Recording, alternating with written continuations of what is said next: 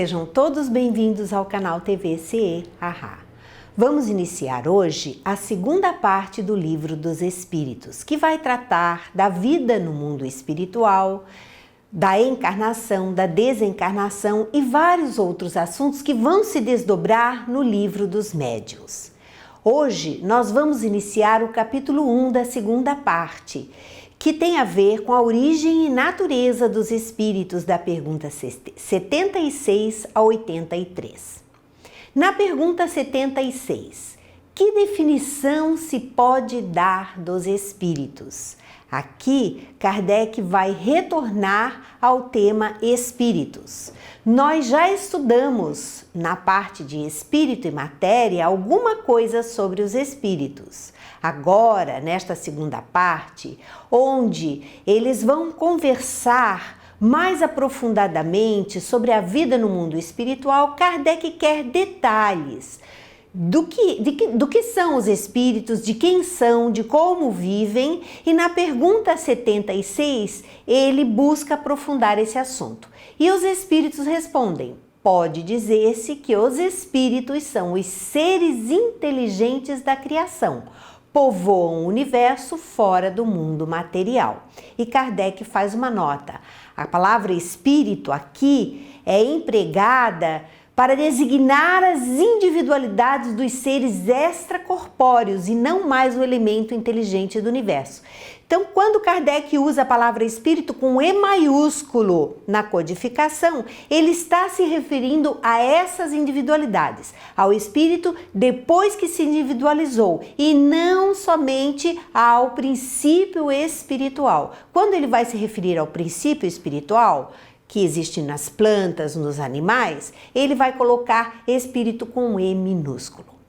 No Livro dos Médiuns, na primeira parte, no primeiro capítulo, no item 1, nós vamos encontrar a seguinte explicação: seja qual for a ideia que dos espíritos se faça, a crença neles necessariamente se funda na existência de um princípio inteligente fora da matéria.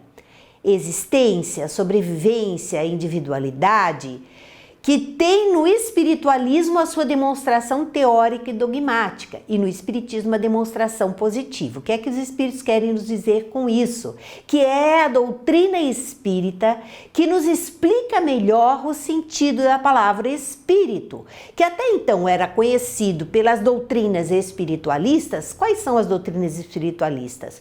Todas aquelas que acreditam que o ser sobrevive à morte. Então, essas doutrinas, elas falam de espíritos, mas de espíritos como se fossem seres à parte da natureza, de espíritos como se fossem demônios, como se fossem coisas, seres, fantasmas, que não têm o seu processo de criação normal como toda criatura de Deus. E aqui não. Na doutrina espírita, nós vamos conhecer que espíritos somos todos nós, e todos nós somos criados por Deus. Como quando ele continua, na pergunta 77, os espíritos são seres distintos da divindade ou serão simples emanações ou porções desta e por isso denominados filhos de Deus? Aqui ele está retornando à ideia do panteísmo. Só para lembrar, o panteísmo é aquela doutrina que diz que Deus está em tudo, ele se divide, está em todas as coisas, e que após desencarnarmos nós retornaremos para Deus e perderemos consequentemente nossa individualidade. E não é assim que a doutrina nos ensina. Deus está em tudo, sim, como Pai em todas as suas criaturas, mas ele não se divide e nós não perdemos a nossa individualidade como seres, como espíritos após o desencarne. Então, os espíritos respondem que os espíritos são obras de Deus. Exatamente qual é a máquina do homem que a fabrica? A máquina é obra do homem, não é o próprio homem. Sabes que quando faz alguma coisa, o homem a chama de sua filha.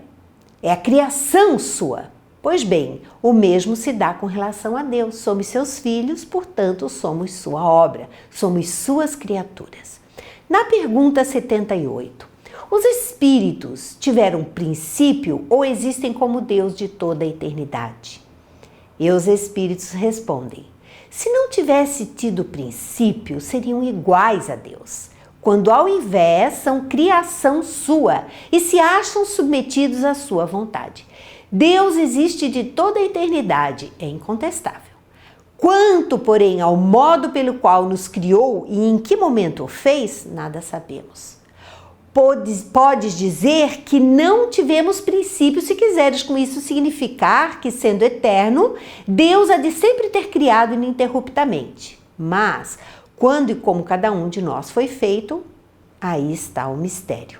Então, nós não temos condições de saber exatamente quando fomos criados. Nós vamos voltar um pouquinho na Gênese, no capítulo 11, no item 7, quando os Espíritos nos falam assim: o que Deus permite que seus mensageiros lhe digam e o que, aliás, o próprio homem pode deduzir do princípio da soberana justiça, atributo essencial da divindade, Deus é justo, é que todos procedem do mesmo ponto de partida. Nós não sabemos exatamente quando fomos criados, mas temos condições de saber que todos procedem do mesmo ponto de partida.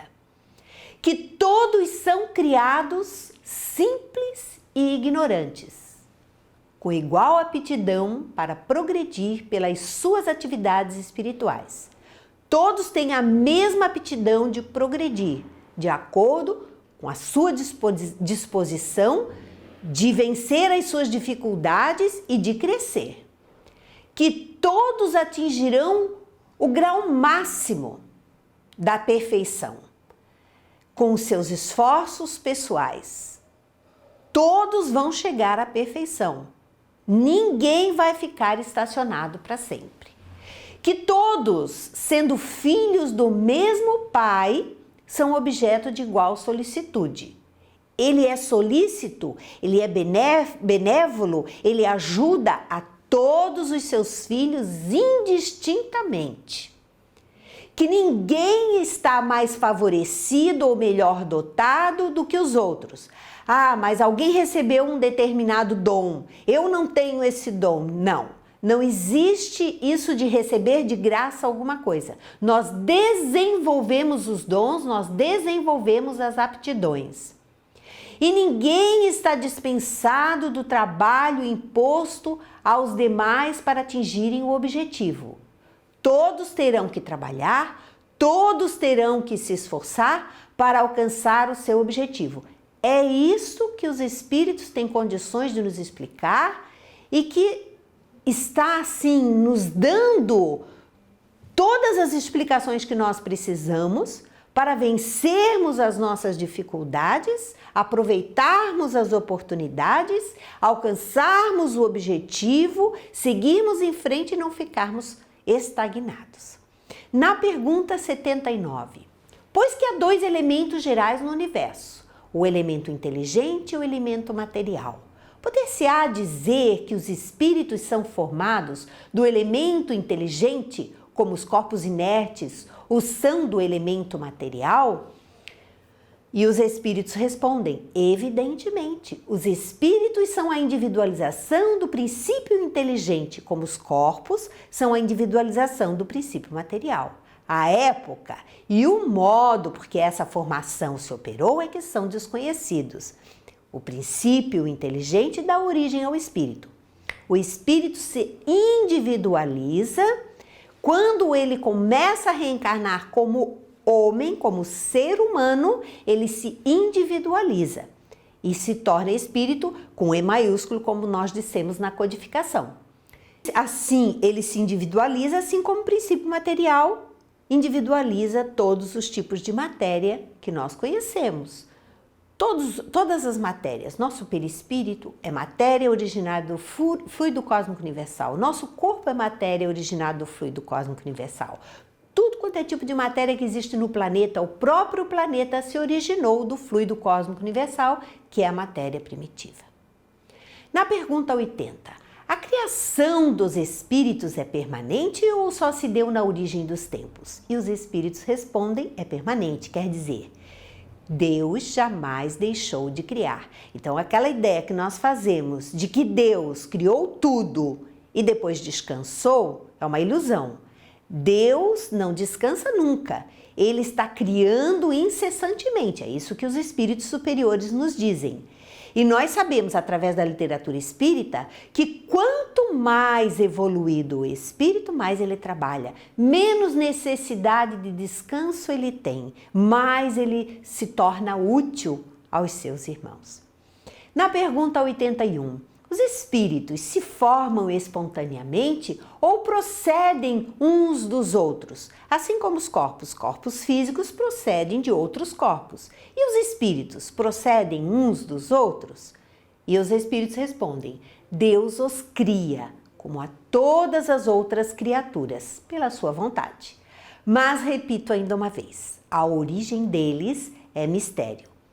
Nós precisamos entender também que não temos essa capacidade, essa amorosidade, a consciência, a evolução para irmos além disso. Por isso é que os espíritos se limitam a responder aquilo que nossa inteligência, ainda muito pequenininha, tem condições de entender. Até porque, se eles nos dessem muito mais informações, nos perturbaria com certeza.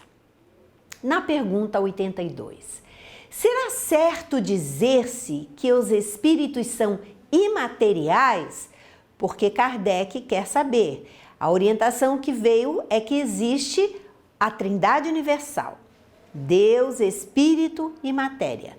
Todas as matérias originadas do fluido cósmico universal. O Espírito se origina do princípio espiritual. Mas esse Espírito, ele é imaterial? E os espíritos respondem: como se pode definir uma coisa quando faltam termos de comparação e com uma linguagem insuficiente, como é a nossa linguagem humana?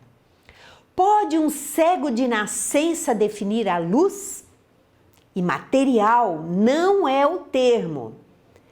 Incorpóreo seria mais exato, pois deves compreender que, sendo uma criação de Deus, o espírito tem que ser alguma coisa. É uma matéria quintessenciada, mas sem analogia, não tem comparação para nós.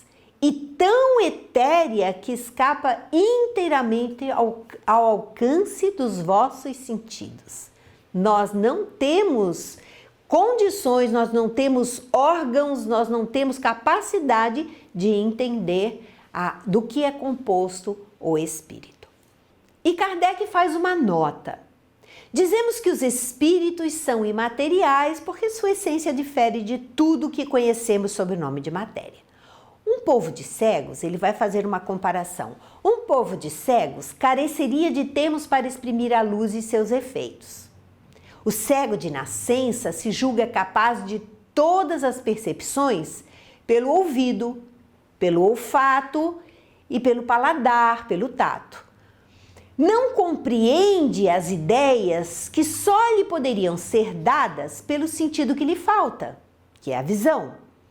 Nós outros somos verdadeiros cegos com relação à essência dos seres sobre-humanos, dos espíritos. Não os podemos definir senão por meio de comparações, sempre imperfeitas, ou por um esforço de imaginação. Como seres, então, que não têm essa capacidade, ele nos compara a cegos. Um cego de nascença, ele nunca enxergou. Então, ele não faz ideia do que é enxergar. Toda a sua percepção exterior é através dos outros sentidos. É assim também com relação a nós. Nós não temos o sentido, nos falta o sentido capaz de perceber como são os seres extracorpóreos. Na pergunta 83, os espíritos têm fim? Compreende-se que seja eterno o princípio de onde eles emanam. Mas o que perguntamos é se as suas individualidades têm um termo, têm um fim, em dado tempo, mais ou menos longo. o elemento de que são formados não se dissemina e volta à massa de onde saiu, como sucede com os corpos materiais, o corpo material se extingue, ele quer saber se o espírito também um dia vai ter fim. É difícil de conceber-se que uma coisa que teve começo possa não ter fim. Kardec falando com os espíritos, e eles respondem: há muitas coisas que não compreendeis, porque tendes limitada a inteligência. Isso, porém, não é razão para que as repilais, para que a gente não aceite. O filho não compreende tudo que a seu pai é compreensível, porque o pai tem mais experiência. Nem o ignorante o que o sábio compreende. Dizemos que a existência dos espíritos não tem fim. É tudo que podemos, por agora, dizer. Então, ele nos compara ao ignorante que não tem condições de entender o que um sábio sabe. Nós somos assim, ainda muito limitados, portanto, devemos aceitar aquilo que vem, as explicações que vêm, porque elas devem nos bastar para que nós entendamos, principalmente, o que somos. Nós somos espíritos. E como espíritos estamos encarnados, imersos num corpo de carne, temporariamente. Retornaremos ao mundo espiritual com toda a bagagem que recebemos, que conquistamos aqui na Terra. Essa passagem é importante, porque é o início da nossa identidade espiritual, para que nós iniciemos o processo de autoconhecimento, de autodescoberta. E assim nós terminamos o bloco de hoje do estudo do Livro dos Espíritos. Até o próximo encontro. Muito obrigada.